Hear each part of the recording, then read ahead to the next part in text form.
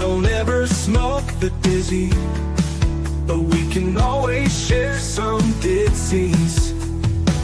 It's just a cup in time.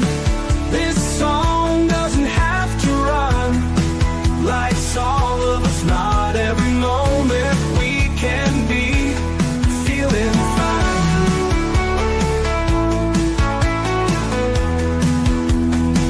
I wanna share a moment, just a second if you will, maybe even a cup of thrill. We could share this performance. It's tea time, come sit with me. Well, welcome guys. Miss Liz in the house. That's right. And I have a returning guest, and you know how I love those returning guests because the ice is already broken. Tonight I have Joel McKay in the house, and we're going to be talking about his new book. But before we get all that started, we're going to get you guys over to Miss Liz's YouTube, Spotify, TikTok, Instagram, Facebook, LinkedIn, all of those good platforms. You guys know where they are. Just give those a like, follow, subscribe, and let's get these tea times out because they all make a difference for my guests and for myself and for the listening audience as well. And that's what we do, is we connect tea. And tonight's tea is funny magic father and son. We're going to get into that because that is Joel's tea. So we're going to serve that tea to you guys all tonight. But before all that good stuff, we're going to get disclaimer in and then a little intro, and then we're going to get Joel in here and we're going to spill some tea together. Disclaimer for Miss Liz's Teatime live show. Miss Liz's Teatime is a global platform dedicated to sharing real-life stories, diverse perspectives, and meaningful conversations that inspire awareness, healing, and connection. Miss Liz is going live using StreamYard. Before leaving a comment during the live broadcast, please grant StreamYard permission to display your name at StreamYard.com. Please be advised that all the content brought forward during any Teatime show is presented in good faith.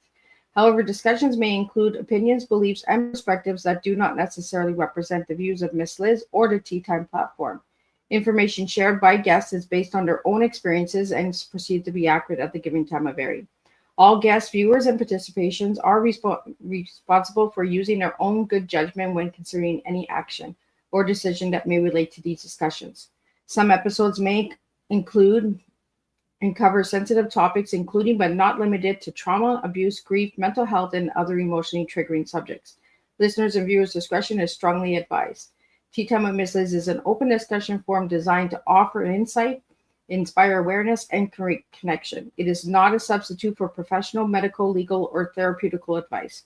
If you require professional support, please seek assistance from qualified professionals or trusted resources in your area. If you have any questions regarding this disclaimer or the content of the discussion, you are welcome to contact me, aka Miss Liz, directly at my email at bookingmissliz@gmail.com or visit my link tree at Miss Liz's Teatime. By choosing to participate in, comment on, or view these live shows, you acknowledge and accept this disclaimer. Your participation is entirely voluntary. Miss Liz, welcomes you to join the conversation with an open heart, and if at any time you feel this platform is not right for you, I respect your decision and welcome you back whenever you are ready. Tea with Miss Liz. Tea Time with Miss Liz is serving truth and awareness one cup at a time. Well, tonight with Tea Time with Miss Liz, where storytelling meets soul and imagination meets meaning. Today, I'm excited to share this Tea Time with Joel McKay, award-winning author, journalist, and creative voice behind Wolf at the Door and The Dungeoneers and the Treasure of Roan. Joel's stories blend humor, heart, and raw humanity, shining a light on the monsters we meet both within ourselves and in the world around us. His words invite us to laugh, reflect, and rediscover the beauty of being human through the magic of storytelling. So settle in with your favorite cup and join me with this creative and heartfelt conversation with Joel McKay. And let me get him in here and let's spill some tea together. Welcome, Joel. Thanks for having me. Good to see you again. It is nice to see you again. I always love having return guests because then I know I'm doing something right. Well, you kind of get to just dive into, I would think, a little bit differently than, sort of starting from scratch. Absolutely. Well, for the first time listeners, Joel, we're going to jump back into the old rabbit hole. Who was Joel as a little guy and who's Joel now? Joel's a little guy's the same as Joel now. It's just that Joel now has to pay taxes and go to a job. But people who know me well would say I actually probably haven't changed at all. I would say as a child, I was full of mischief and loved to run around. And I was never a team sports guy, but I loved playing outdoors. I grew up in a neighborhood wasn't always the safest neighborhood, but it was kind of a classic 1980s suburbia where there was kids in every house and everybody met up in the alleyway and then, you know, invented games and ways to play together. And I was big on fantasy then as I am now, and scary stories and toys and all kinds of stuff. And you can see some of that surrounding me now, even in my what I call is my nerd den, which is my home office. And then Joel now is the person who is appreciates the child, but is the adult that is, you know, carrying out some of those hopes and dreams in the way only an adult can. And I think that is where my fiction comes from. There's no question, but also my day-to-day career, my life, my relationship with my children, all those things. So not a lot different, but an evolution, I think, would probably be an accurate way to describe it. Well, I love it. And it's a different answer than the last time. So anybody that wants to check out Joel's first tea time, you'll see he gave me a completely different answer this time. We're in the nerd den. The last time I think I was in another office, or were you just? Yeah, you were probably in an office. Yeah, last time we did this. But yeah, no, this is a nerd den. So I get to work from here 1 day a week, which is lovely. Sometimes 2. And so I'm surrounded by all my books and video games, and as you can see, comic books and scary masks and that kind of thing. And believe it or not, the day job is being a city manager, so that it is not nerdy in any way. So there is definitely a little bit of reprieve, emotional reprieve I get working from this room sometimes from the heavy issues of running a municipality that sort of hit you over the head on a day-to-day basis. Well, I think, Joel, that just goes to show you, right? During the day, city guy, during the night, nerd guy. Yeah, pretty much. Yeah. And those that work with me and know me know that actually there's not a lot of separation between the two. Joel is Joel, and he brings his nerd sentiments to the running of the city, and I bring my running the city sentiments to writing books too. So yeah, you can't kind of separate the two really. And the last time you were on Tea Time, you were here for the book. It came from the trees. Yeah. How have you changed since that time? You know, I think this latest book is really sort of and I think it's probably why the answer to the first question is different. So it came from the trees and other violent aberrations, as well as Wolf at the Door or horror. And for the last half a decade, that's what I've been moonlighting and selling professionally as horror, which I love. Don't get me wrong. This isn't a qualifier or anything. But it sets the context. So, you know, and those are often monster stories, and they're one-off stories. They're not often serialized or at all. This novel, The Dungeoneers and the Treasure of Roan, is an action-adventure fantasy. It's a young adult, and it is the book I would have wanted to read as a kid. So I think coming at you to answer that question and to answer the question again, or help maybe understand why the answer is different to that first question, is that I finally delivered on what I wanted to do as a kid, which was write a sword and sorcery fantasy novel that I would have wanted to read. And so I see that sort of, you know, coming together with my child self in this latest book. But don't get me wrong, there's still monsters in there. There's still the typical dose of Joel humor that is in there. But it is a very different beast, if you will, than some of my previous work. So, Joel, I'm going to slap the book up so you can describe the cover of it and all of that, because I think it's pretty fun. But then you say there's horror in there. So, I mean, let's kind of talk about the cover and how you got the cover and all that good stuff. Yeah, so the cover artist who worked on this, I mean, she's from the US, so I was able to bridge and work with somebody in the US, which is always lovely. But she did the design, and it was interesting because she asked me, she said, well, what do you think the design for the cover should be? And I said, well, you know, like kind of, you know, I want it to be whimsical and fun. And it's about this father and son thieves and that type of thing and sort of an abandoned city. And she said, oh, okay. And I figured she'd come back with a few options and, you know, we'd eventually find our way there. It takes a bit of time with cover, but this was option one. This is what she came up with. She did the entire design for the inside of the book as well. So it's laid out to mirror the same sort of feeling that you find with this book, which is that fun. It is supposed to broadcast to the reader that this is fun, it's whimsical, it's young adult. And when I say horror, I mean there's monsters in it. As any good dungeon based tale will have, there will be monsters that crawl and creepy crawly things that come out of the dark places of the world. And so that hunt for the treasure in the abandoned city of Roan is sort of where some of that pops up. But yeah, I mean, I'm just in love with the design that she did and sort of where that has ultimately helped sort of explain the book to people who would potentially read it. It is exactly as it looks, I suppose, is probably the best way to put it. There's you can, in this case, judge a book by its cover. Well, and that's where the father and son comes in, because you mentioned father and son, and I'm like, you gave me father and son first tea. So that's where the father and son comes in? Yeah. So the story is about a washed-up thief named Wincott who stumbles into the ancient city of Roan, and as he stumbles into it, he stumbles across his estranged son, Sish. And Sish is also a thief. I never really say how old he is, but he could probably be late teens, early 20s at oldest.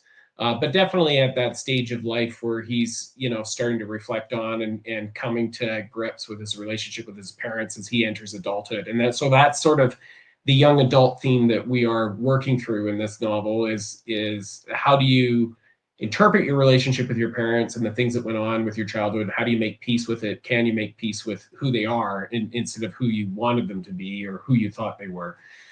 So you've got these two thieves who don't like each other in the beginning. One likes each other less than the other, and they get kind of forced to work together and then put on the path of hunting for this treasure, which is why Sish is in the dungeon, and reconciling their relationship along the way. And then there's a wide array of a supporting cast of characters, which are the Dungeoneers, which I'm poking a bit of fun there at dungeon stories in that they're do-gooders. They search dungeons just to get rid of evil monsters and find treasure and then protect them and that type of thing. So slightly different than your typical dungeon crawling crew. But definitely poking fun at that and based on, a lot of what you would find in dungeon crawling adventures, be they novels or tabletop games or video games, that type of thing. But it all centers around those two. And their story is told not only as they make their way through the dungeon, but with a series of flashbacks from each of their point of view on basically how they grew up together as father and son and what that looked like and the good and the bad, the funny, the weird, that kind of thing. So, Joel, did you get the dungeons from Dungeons and Dragons? Yeah. I mean, it is definitely, this book is poking fun at sort of Dungeons and Dragons, dungeon adventures, that type of thing. I think the best way to describe it is, and actually it was the designer who came up with it was Dungeons and Dysfunction instead of Dungeons and Dragons. That's actually what we're reading here. So you have the dysfunction between the characters and the relationship, but also like everything that can go wrong typically kind of goes wrong in this book as they're making their way through the dungeon, which is this underground ancient city. So it's definitely playing on that. And it has throughout it a bit of an Ocean's 11 heist feeling too, because you got a couple of thieves, they're professionals in their world, they're working to get this treasure, but then there's a series of flashbacks to other jobs that they've done in the past where they're trying to steal things and all the things that kind of go sideways when they do that in this magical world. Well, you kind of give away what you watch, right? Did you watch Ocean 11? Oh yeah. I've seen all of them many times. I've seen the original, Yeah, I like heist movies, right? I mean, you give me a good thief and that type of thing. There's something about the gentleman thief who kind of falls ass backwards into success that I've found just perennially endearing. And so you have that in these two characters who are incredibly flawed. I mean, obviously they're morally bankrupt, they're thieves.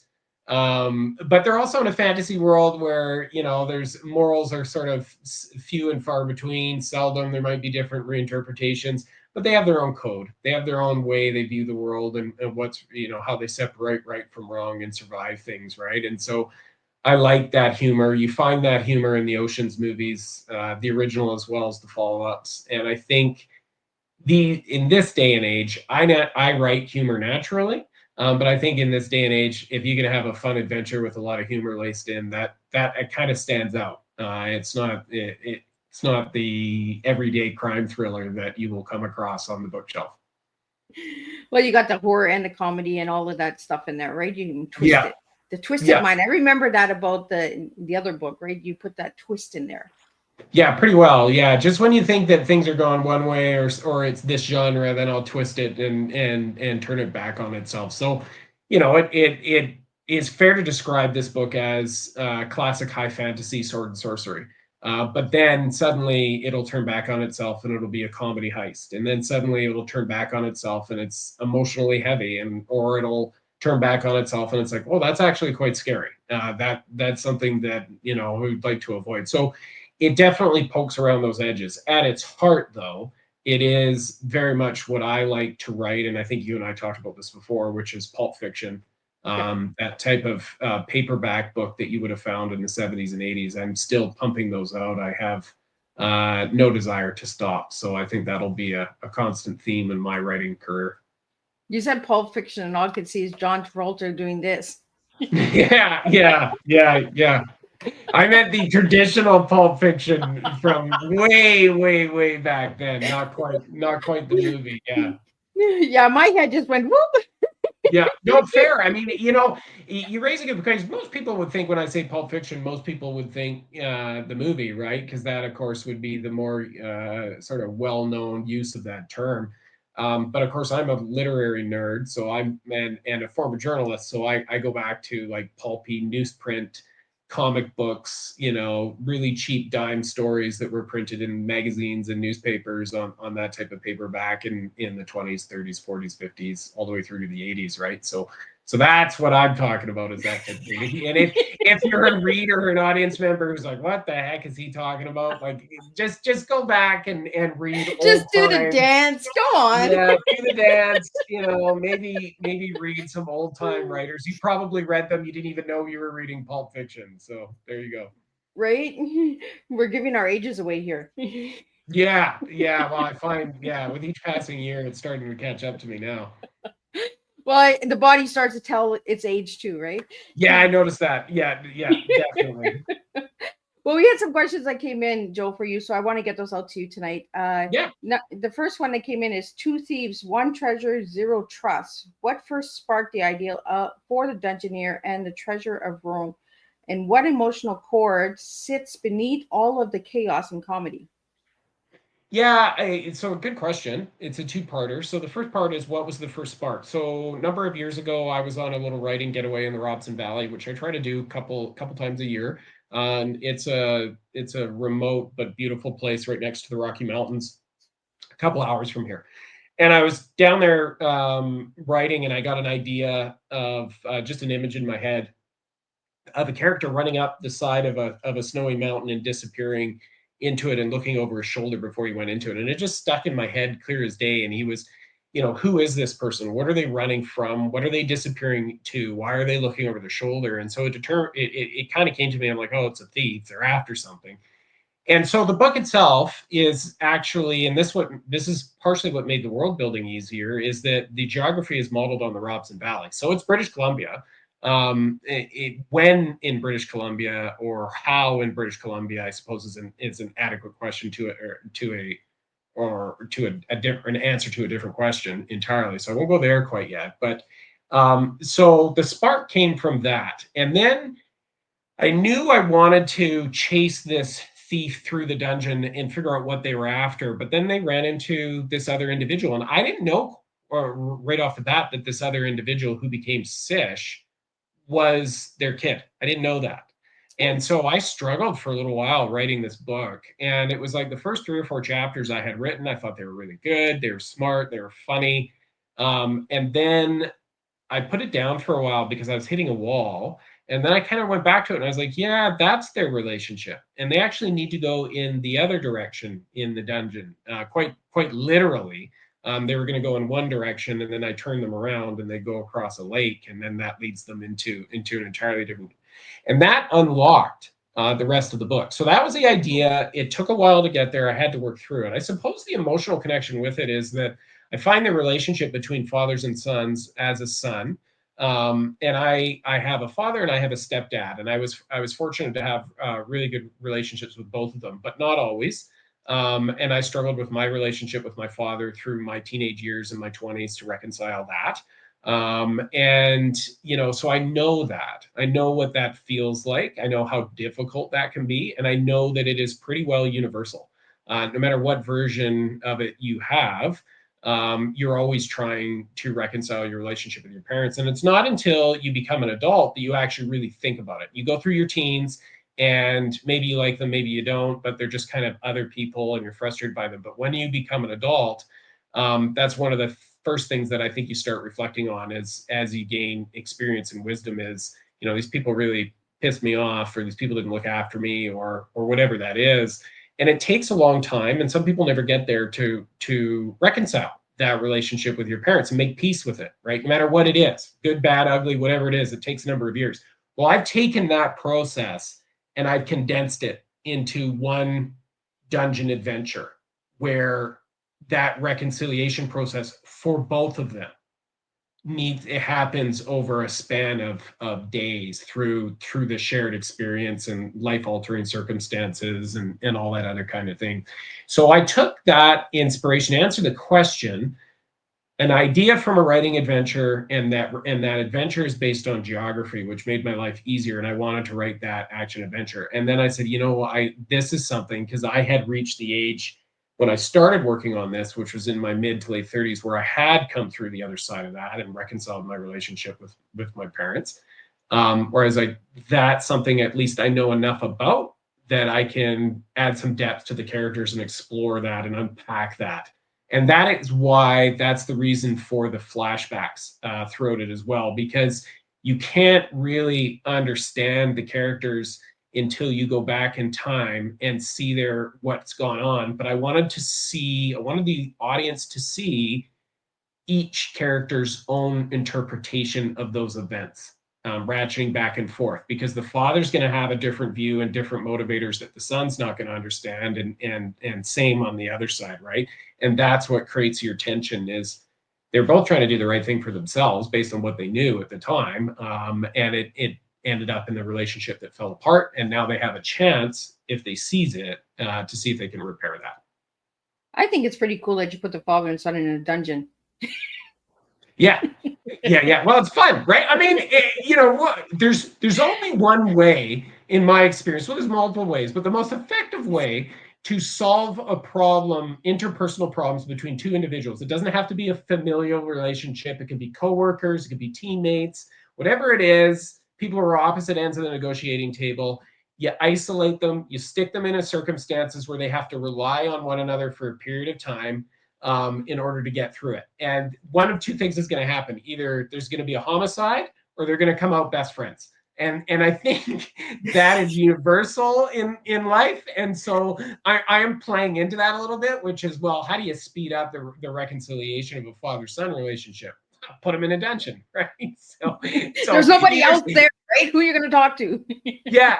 And the novel pokes fun at that, and I'm not giving anything away, but from the first chapter, the first discussion between the two of them is why one didn't kill the other when he had the chance. And so I'm setting the stage for that right away. And there's lots of opportunities for them to kill one another as they go along. But they become, I hope, as you read it, it becomes less and less likely that they're obviously going to act on that, because they're starting to work through that relationship and view it in a different way. Well, I think this is an awesome book for Christmas. Like, get your book for father and son, right? Poke at your dad, poke at your son. Yeah, right? absolutely. And it has treasure, lots of treasure. So Christmas is, presents. There's your treasure. Presents. You get it all in one. Yeah, there it is. Joel, one thing I noticed about all your books, you base them on British Columbia and the environment in that. Why is that? It's my own attachment to place, which is something that I'm currently unpacking and exploring as part of my master's, which I'm doing here in literature, which is really looking at place and placelessness and how they impact literature, and how you can use those concepts to write effective literature. I think at the end of the day, I'm just a passionate British Columbian. I'm a passionate Canadian, but Canada is a big, big country.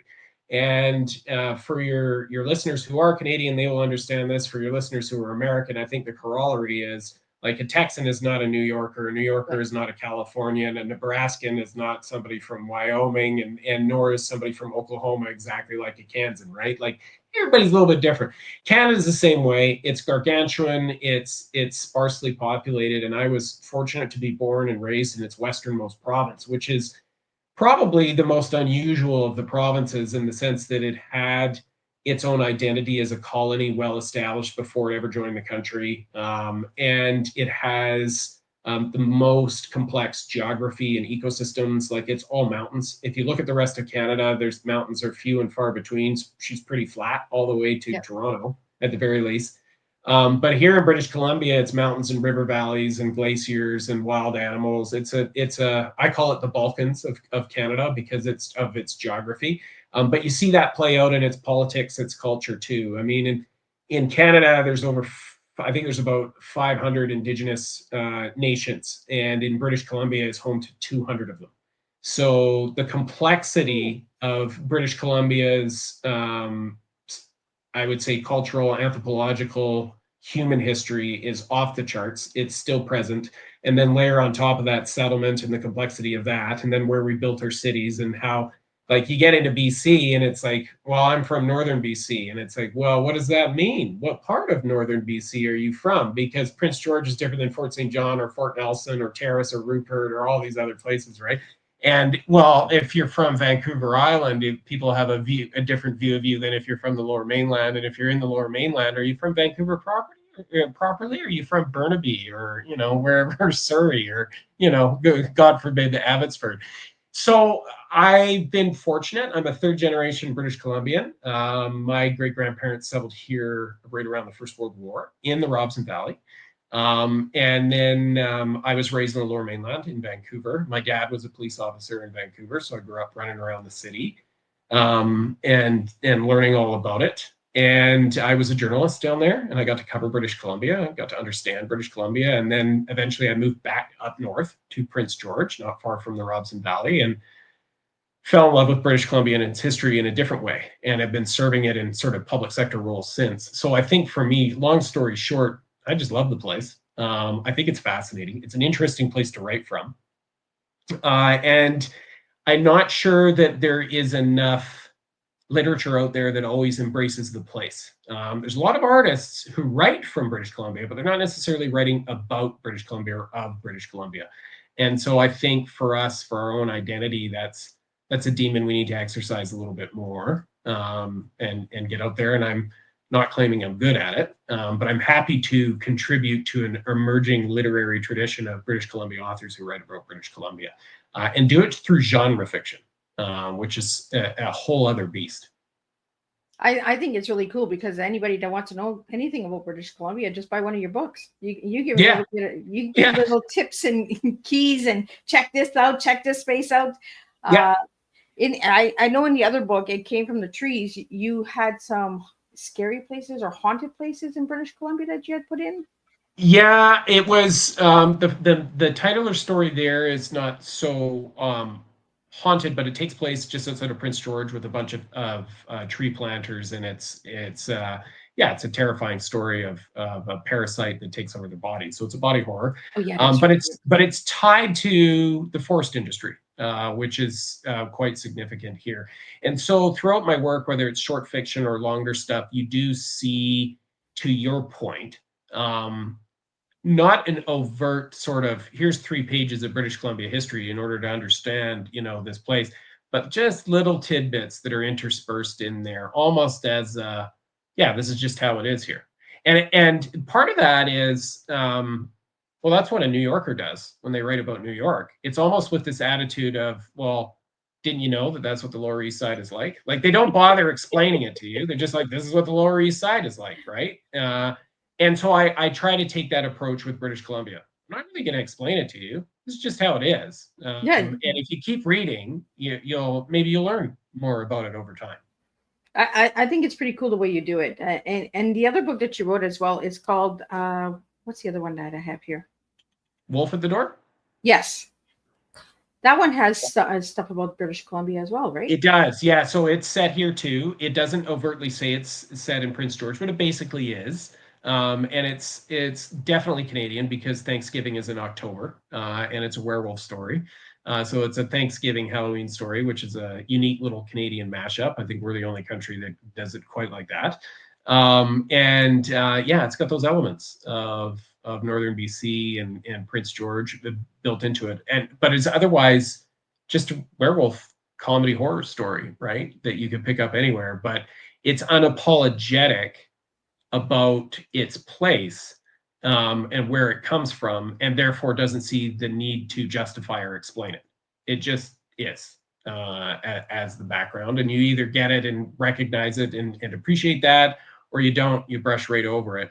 But I think that's kind of my point around us being creators coming out of British Columbia, coming out of Canada. Any creator that comes out of anywhere in the world, be unapologetic about it. I don't need to write a love story set in Paris. I mean, kudos to everybody who does that. But if I was ever going to write a romance, it'd probably be set here in British Columbia. Right? And I'd be unapologetic about it. You're getting from British Columbia. Yeah, I'd be unapologetic about it. He loves the place. Why not? Yep. Right? British Columbia has some really beautiful sceery. Like you can fall in love in British Columbia. Like, come on, like go travel. Yeah, pretty easily, right? Yeah. The next question I have for you is: your fiction often mixes humor, horror, and heart. What draws to that blend, and what's the truth about humanity? About the humanity hides inside your monsters. Yeah.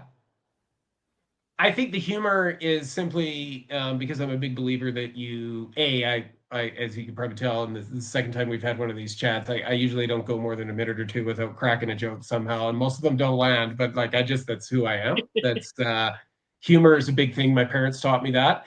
And it's often dark humor. Remember, as I said earlier, I grew up, my father was a police officer, and he's a great man. But if you've ever spent any time around cops, they have gallows humor, like really dark humor.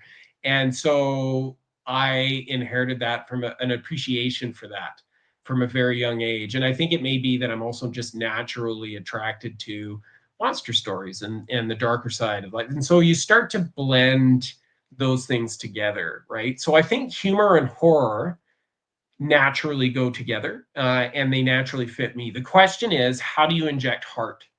How do you inject that piece in there? And I think that is actually probably the key ingredient, now that you asked, that makes it work, because it's not really funny if you don't relate to the characters.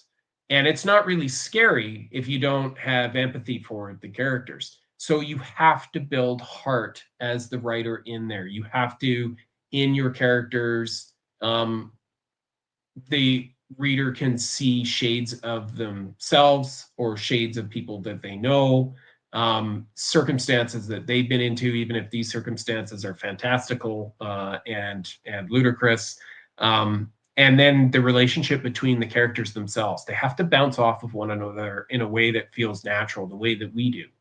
And so I think there's the heart is where I've tried to get better as a writer, to craft that in there to really make the humor and the horror punch. The humor and the horror, I think, comes pretty naturally to me. I don't have to work that hard at coming up with the ideas for that. But I would say where I have struggled, and I'm hopefully getting better, is on the conflict, the empathy, and creating the relationship between the characters in a way that truly comes across for the reader. When I wrote Wolf at the Door, I was really trying to figure out conflict between characters. And so I set up a dinner party, and I had all people who don't get along with one another sit beside one another, and I laid all that out. Just like a family Thanksgiving. Exactly right. Because I was like, well, how do I make this blow up? Well, I know what I'll do. I know who all these characters are roughly as the writer. I'll just sit them down next to the person who the natural course of conversation during a holiday dinner with a little bit of wine, it's going to blow up. But then it's going to happen, 6 times around the table, and then that's a disaster. And so that's what I was working on with Wolf at the Door, was how to create conflict between characters out of really mundane stuff. And then of course entered the werewolf, and now you've got characters who've gone through a disastrous dinner party and have these past relationships themselves blown up. Now you put them in a survival situation. And it actually just kind of, the rest of the book wrote itself. And I hate to say that, but I think you know what I mean. Yeah. It actually, like, at that point in time, like, you just follow them and then it's easy. And that was the trouble with the Dungeoneers, was that until I understood the relationship between Wincott and Sish and a bit of the history there, I couldn't go any further with the book. It didn't really have anywhere to go. I knew the setting, I knew the world, I knew the treasure, I knew a bunch of the background, I knew who some of the supporting cast were going to be, but I didn't understand or know and hadn't figured out quite yet what the fundamental heart of the novel was, and the heart of the novel. And it's why I don't spend as much time on fleshing out some of the surrounding cast. I'll come back to that. Is I really wanted the reader to have, you've only got 300 pages. It's not a lot of space to get a really deep understanding of these two characters and this father-son relationship as a backbone entranceway to this world, which is intended to be a serialized number of novels, and future novels will explore the other characters.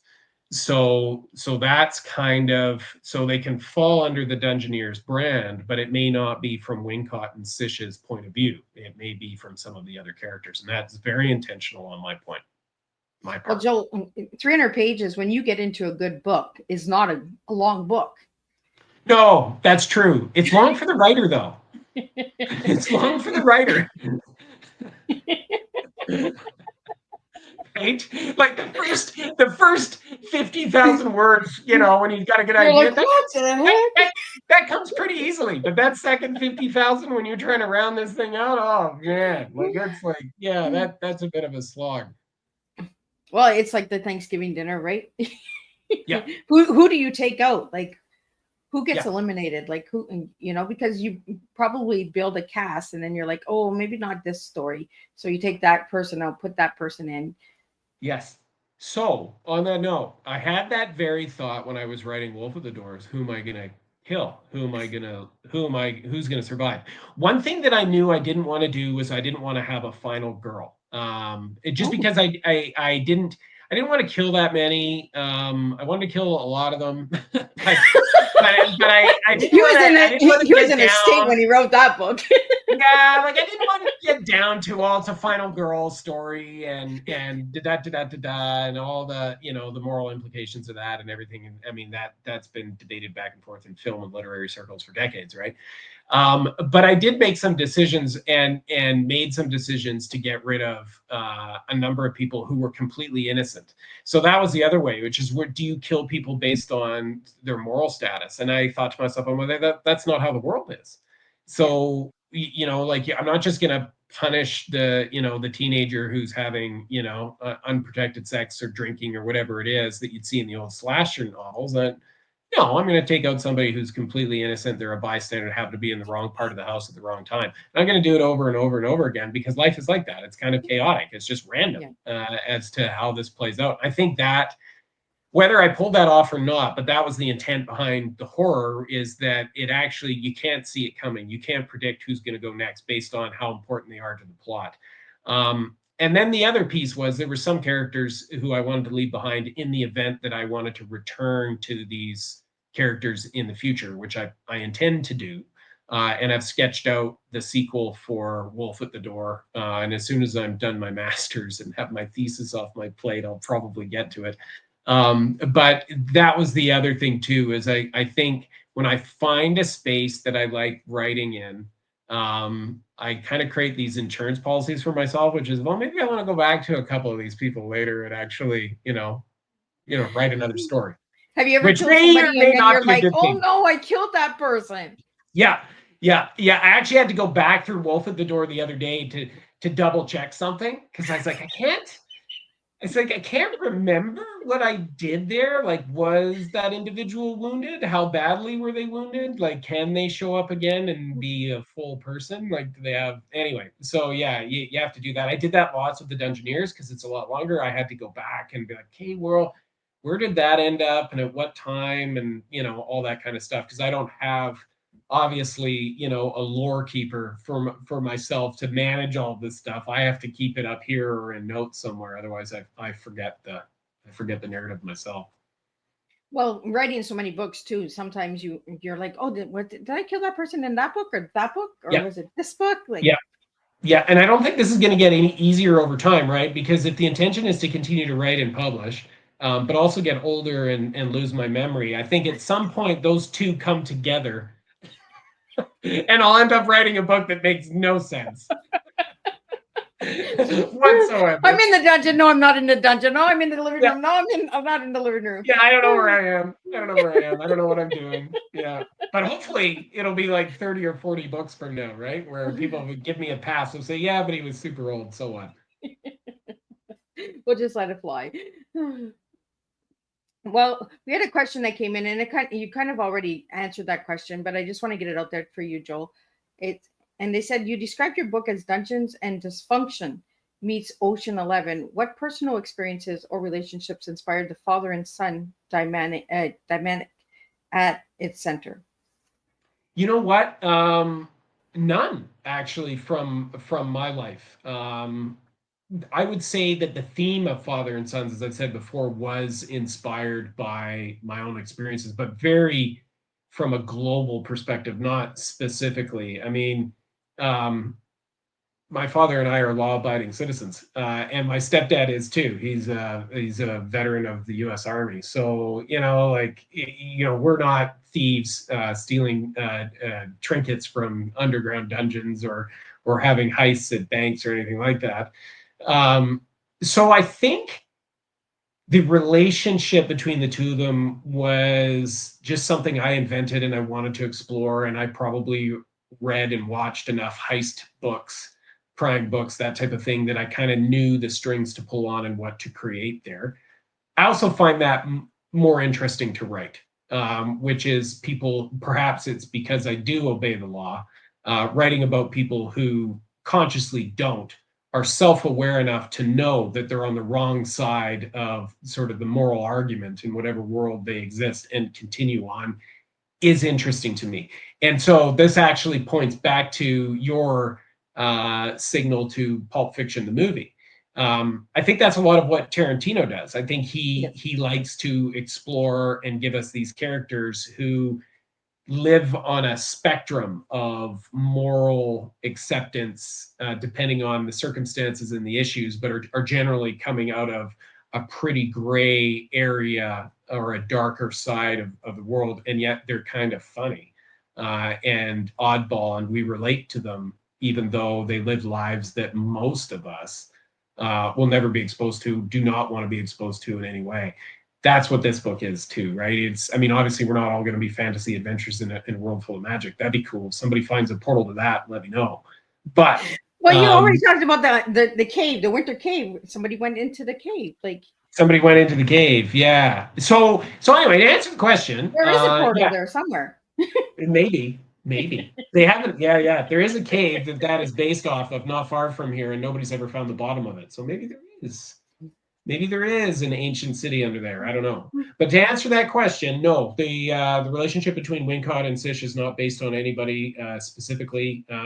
It is globally based on the theme of father and sons, and trying to reconcile and knowing that that's a process that most people go through in their life. And then I invented the relationship. I created two thieves, and thieves are fun to write about. Well, we have a question here about your characters, and it says your stories feature broken, messy, funny people doing the right thing eventually. Yeah. Why do flawed characters connect so deeply with your readers? I think because we're all flawed, if we're being real honest about it. Even those of us who can admit some of our flaws can only really scratch the surface of our flaws. There's a whole iceberg underneath of our flaws that the people who love us or maybe don't love us around us are keenly aware of and don't point out to us all the time. I think if you write perfect characters, you run the risk of them being boring, and your reader not engaging with them. I know for me, I write what I want to read, and so I want to read about the struggles and the people that made mistakes and screwed things up. Even if they're really good people and they make good decisions, they still find themselves at points of failure along the journey, because you can do everything right all the way along the way and still fail. And that's a reality of life. And so I think that is why I write those characters. That is why the morally ambiguous is interesting to me. I mean, I suppose the people who love me would say, well, Joel, you're a bit morally ambiguous in your own way, which is probably true. But I find it far more interesting, far richer. You can go in different places. And then there's a redemption arc. There's a natural redemption arc that happens in there, right? Where somebody can mistake, failure, and then push through, persevere, and say, no, I got to do the right thing here. Yeah, okay, I'm going to do the right thing. Even if they don't understand the reasons why they're doing the right thing, or maybe they do. And I think that comes back. Doesn't mean they're always going to be doing the right thing from then on. And I think part of that comes from some of the superhero characters that I most attach myself to as a reader would be morally ambiguous characters like Wolverine or Batman or Conan the Barbarian, who had their adventures, had their own identities, did their own things, stood up for something, but also there was some darkness in all of them. There was some ambiguity around what their true motivations were at any given point. I'm the guy who never found Superman comics particularly interesting, because Superman is just a perfect alien who came here, is always trying to do the right thing and can't figure out why our planet is so flawed. So to me, not as interesting. I never really found Superman interesting either.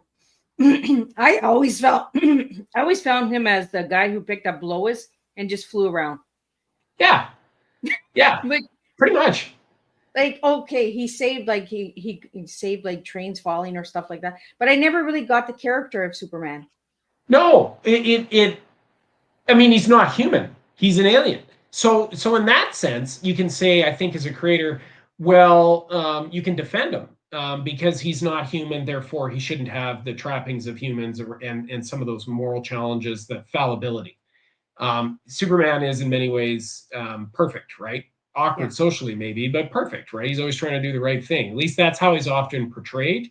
And so, again, I'm not sure how that sort of exists or lives within Earth and storytelling around Earth, right? Because I mean, Earth is it's the savage garden, it's the jungle, like everything's a little bit morally ambiguous down here, right? And we are too as a species. And I think coming at that, whether you write contemporary fiction, literature, genre fiction, whatever it is, you create movies, you create television shows, write poetry, whatever it is, coming at the complexity of that, I think, is what we're all trying to do as artists and show and explore a little bit, because that is our experience. And I hate to hate on Superman, because he's amazing and there's so many things. You go on for hours about the contributions that Superman has made to superheroes and fiction and hero myth and all that other kind of stuff.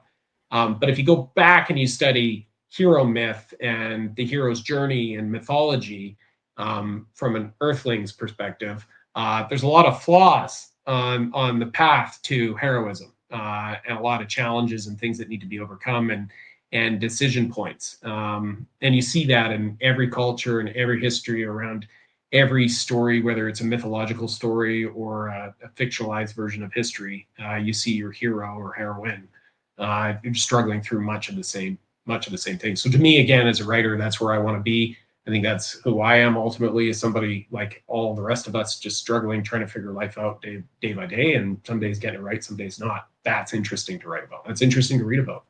Well, I think a superhero that only the romance story. I think that it was more of a romance story than superhero for me. Yeah, for sure. You could, I suppose, get rid of the entirety of the superhero aspect, the crime fighter, the safety of the Superman, and you could just have his entire story be about trying to figure out how to fall in love with Lois and be a real man, not be an alien. Like, open up, not be the strong person. Like, how do you actually be an effective partner to someone like Lois when you're Superman? And does Superman have the capability, the emotional depth to do that? So you bring that up, Liz, that's a fascinating angle by which to come at Superman. Now, if somebody went and did that, they would be blasted left, right, and center of, You think you so? know, you're emotionalizing, you're feminizing Superman, da da da da da, blah blah blah blah blah. But I actually think, now that you've raised it and we said it, that might be the only way to make that story interesting. Is that relationship, because it sure as shit isn't his relationship with Lex Luthor, right? That's not Right. that interesting. So there you go. Yeah.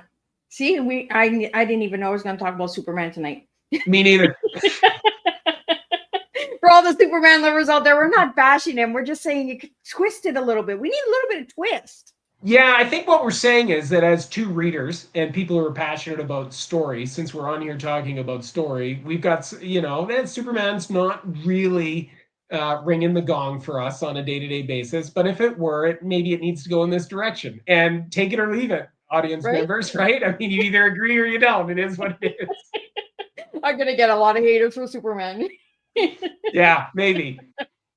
Why is fantasy and horror so related to us? It's almost like a mirror, like humanity, Joe. I think it's because through those, and I won't be the first person to say this, but I'll probably butcher it in how I articulate it. I think through those genres, you're able to actually hone in on truth about the human experience in a way that is more difficult if the story is set in the contemporary real world. Because if you're in the contemporary real world with your reader, and you've got a horror story or a fantasy story, it's easy to get lost in what that world actually is and debate about bits and pieces and what's true, what's relevant. Is this actually, is this what, this city is like, or what life is like at this point, or for this income level of person, or the person with this background, right? You get lost in that stuff. If I take you and I write a story and I say, okay, I'm going to put you in, modern day Seattle, and you're at all familiar with Seattle, and every day is sunny, you're going to say, well, now we're having a debate around whether or not I, as an author, captured the weather correctly, instead of what I'm really trying to get at, which is some of these truths about the human existence. And so if you step out of our world and you go into another world, which horror and fantasy demand, science fiction as well, by and large, you've taken away that argument entirely, and now it is entirely about the characters, their experiences, and the emotional components of the story, and whether or not that rings true to the human experience. So we can have a story set in the clouds with cloud beings who are fighting against, a warming sun or a cooling air and turning to ice. We can believe all of that. Where it would be unbelievable is if they don't act like humans. And so they have to act like people. They have to have struggles. There has to be conflict. There has to be all those things. And then we could, if the writer does the appropriate job of that, now you can buy into the story and forget the fact that they're cloud people. You'll overlook that because it's a fantasy. In the case of horror, I think that it is getting at, Jaws is a good example of this. There are still creatures on this planet that can eat us. And so we're going to put you in line sight of a creature that can and will eat you if it gets the opportunity. They are in the ocean. They do exist. They may not be as big as the one in this movie, but they're there. And this happens. And we're going to put you in a life or death scenario, and we're going to see how you react and how you deal with that. And that's the interesting thing in that story, is I think you can get back to some of those almost baseline, primal, or instinctive pieces that earlier humans would have had to deal with on a day-to-day basis, that we who live in the luxury of our nerd dens don't have to face as much, and then ask ourselves the question, would I have done the same thing? Would I have reacted in that way? Is that believable? Did that stick with me? Does that inspire me? Does that give me hope or creativity or fear? So I think stepping into genre fiction takes away the day-to-day reality and puts you into this fantastical environment to struggle through and work through truth. And then it's the author's job to try and capture that truth in a way that resonates. Well, Joel, you just threw out 3 good movies for people to check out tonight: Jaws, Ocean 11, and Pulp Fiction. Those are good movies. Really good movies. Yeah. But not Superman. No, Superman, he's got to work on his thing. Yeah, he's got to work. Yeah, there's got to be some work on Superman. Well, Joe, we have some questions, some lightning bolt questions here. I want to get them out before we wrap up. Favorite fantasy creature you'd share a pint with? A pint with. A pint. Favorite famous. So something I can talk to. I don't know. I'll pick a centaur. Just off the top of my head. Yeah, centaur. Have a conversation with a centaur and see if I can drink him under the table. Hardest scene you ever wrote? One word. Sorry, say that again. Hardest scene you ever wrote in one word. Emotional. Oh, song that fueled your writing flow. Skyrim Atmospheres. Oh, book that made you fall in love with storytelling. Raymond E. Feist's Magician. Funniest line you've ever written. It's in The Dungeoneers. It's early on.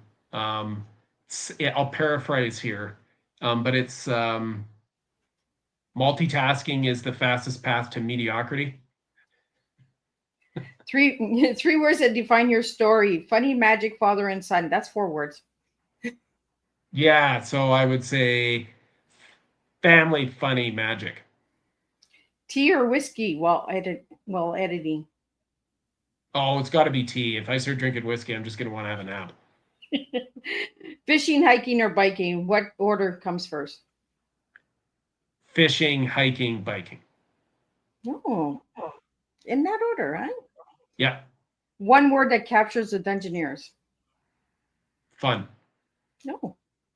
Favorite fantasy creature? No, we already did that one. I think I got them all. Oh, finish this. Writing is blank. Joy. Oh, well, look at that.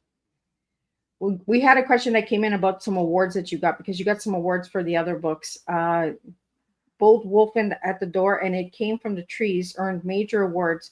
What lessons from those projects carried into the Dungeoneers? Interesting people is the answer. It's try to create interesting people that are going to be relatable to whoever is reading. And so you have to let them make decisions that you wouldn't make yourself. This is one of the great challenges in writing, is that especially in writing horror, when you throw a series of characters together and they're, being stalked by something, or something is starting to figure out, it is really easy as the author to figure out and say, well, why don't they just realize that it's a ghost or a witch? All the signs are there. It's obvious. And then go see, the magical person that's going to give them the solution to this, and bing, bang, boom, we've solved their problem. How come they never see that it is, what it is until late in the show? It's too late.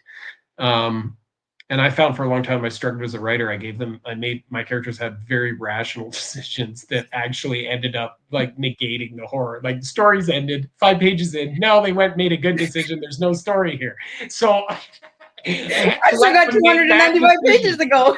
Yeah. I had to make them bad decisions, right? Or things they didn't notice. Or I had to find clever ways for them to not notice it or not do anything about it, but for that to be acceptable by the reader. Be like, yeah, okay, yeah, I get it. Yeah, they didn't quite see that yet, right? Because if you start doing things where it's so obvious that, then a reasonable character suddenly doesn't feel real if they're not reacting to that thing. And so that was the struggle that I had to work through, and I still do. And so learning from those first 2 books was an exercise in that, and it helped me in the Dungeoneers, where you're seeing the natural progression of the characters making decisions based on the circumstances that they're in as they comb through the dungeon. And where can people find your books, Joe? Amazon or my website. So Amazon, you can search up my name, or my website, joelmckay.ca, and you can sign up for my newsletter, and then you'll get the latest coming from me and where to buy my books and so on and so forth. Awesome. Well, thank you so much for tonight's tea time. Joel, I really enjoyed our time together, like always. So we're did I. going to do a closing summary up here, and then we're going to wrap it up, and we're going to close this tea time, and we'll be back on Thursday for 2 more, and then on Friday. It is a full week for Miss Liz. What an extraordinary tea time this has been with Joel McKay. Through his lens, we've been reminded that stories are more than entertainment. They're survival, connection, and legacy, all woven into words. He's shown us that even the monsters we fear can become teachers if we're willing to listen closely enough. So as this tea time closes, I invite you to honor your own story, every chapter, every scar, every laugh in between, because within it lies the courage to begin again. Thank you, Joel, for reminding us that imagination heals and that even in the friction, we often find our deepest truths. And I'll see everybody on Thursday with 2 new tea times.